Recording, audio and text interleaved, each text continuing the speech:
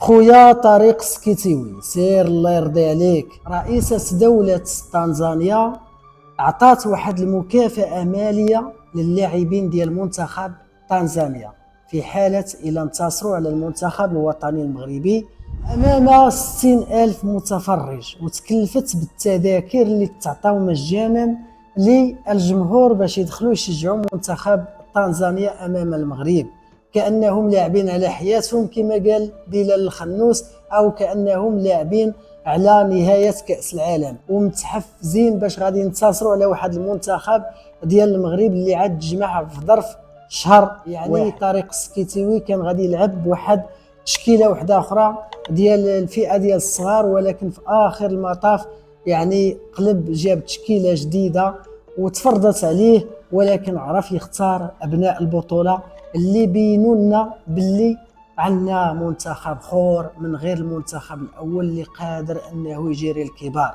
وهذا منتخب تنزانيا عندهم 7 ديال اللاعبين اللي كيلعبوا في المنتخب الاول، والمنتخب ديالنا يلاه تكونوا يلاه التحقوا ببعضياتهم، يعني حنا في بلادهم وامام الجمهور ديالهم وامام 60 ألف متفرج وامام مكافأة مالية مهمة جدا، وداخلين لهذه المعركة وهما منتخب ديالهم مدردش باللاعبين اللي عندهم خبرة ضمن المنتخب الاول. ويا سيدي وبدا الماتش، هو بدا الماتش وحنا بقينا كنتفرجوا. يجيو المنتخب تنزانيا بداو بواحد الهجمه في الاول خلعونا واحد شويه، والمنتخب الوطني المغربي بقياده طارق السكيتيوي ابن مدينه فاس وابن فريق المغرب الفاسي ولاعب اف سي بورتو سابقا ولاعب المنتخب الوطني المغربي وصاحب لقب كاس الكاف مع بركان وكؤوس العرش مع المغرب الفاسي،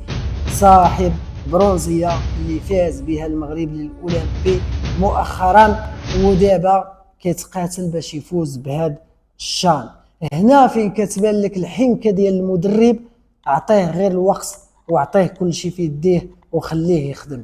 برافو طارق، وبرافو برافو برافو الرجال ديال المغرب على ذاك الروح القتاليه اللي شفناها في هاد اللاعبين ديال البطوله اللي رفعوا لنا الراس الفوق وخلاونا اننا دائما نفتخروا باننا كننتميو للمملكه المغربيه، وكذلك نعرفوا باللي عندنا رجال واسود في جميع المعارك وفي جميع البطولات.